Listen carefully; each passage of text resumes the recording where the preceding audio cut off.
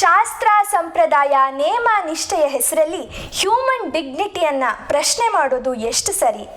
ಇತ್ತೀಚೆಗೆ ಮದ್ರಾಸ್ ಹೈಕೋರ್ಟ್ 2015ನೇ ಇಸ್ವಿಯಲ್ಲಿ ತಾನು ಕೊಟ್ಟಂತಹ ಒಂದು ತೀರ್ಪನ್ನು ಹಿಂಪಡೆದಿದೆ. ತಮಿಳುನಾಡಿನ ಎಷ್ಟೊಂದು ದೇವಸ್ಥಾನಗಳಲ್ಲಿ ಅಂಗ ಪ್ರದಕ್ಷಿಣೆ ಅಂದರೆ ಊಟ ಮಾಡಿದ ಬಾಳೆ ಎಲೆ ಮೇಲೆ ಉರುಳು ಸೇವೆ ಮಾಡೋ ಒಂದು ಪದ್ಧತಿ ಇದೆ. ಇದನ್ನ ಕರ್ನಾಟಕದಲ್ಲಿ ಮಡೆ ಸ್ನಾನ ಅಂತ ಕೂಡ ಕರೀತಾರೆ. ಇದು ಹ್ಯೂಮನ್ ಡಿಗ್ನಿಟಿಯನ್ನ ಪ್ರಶ್ನೆ ಮಾಡುವಂತಹ, ಧಕ್ಕೆ ತರುವಂತಹ ಒಂದು ಸಂಪ್ರದಾಯ.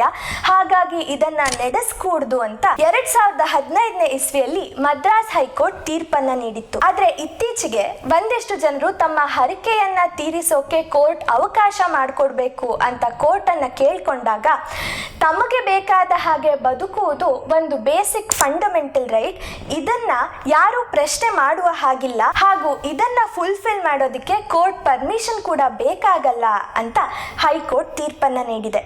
ಇದರ ಬಗ್ಗೆ ನಿಮ್ಮ ಅಭಿಪ್ರಾಯ ಏನು? ಕಮೆಂಟ್ ಮಾಡಿ, ಹಾಗೂ ಇನ್ನಷ್ಟು ಲೀಗಲ್ ಬೈಟ್ಸ್ಗಳಿಗಾಗಿ ನನ್ನನ್ನು ಫಾಲೋ ಮಾಡಿ.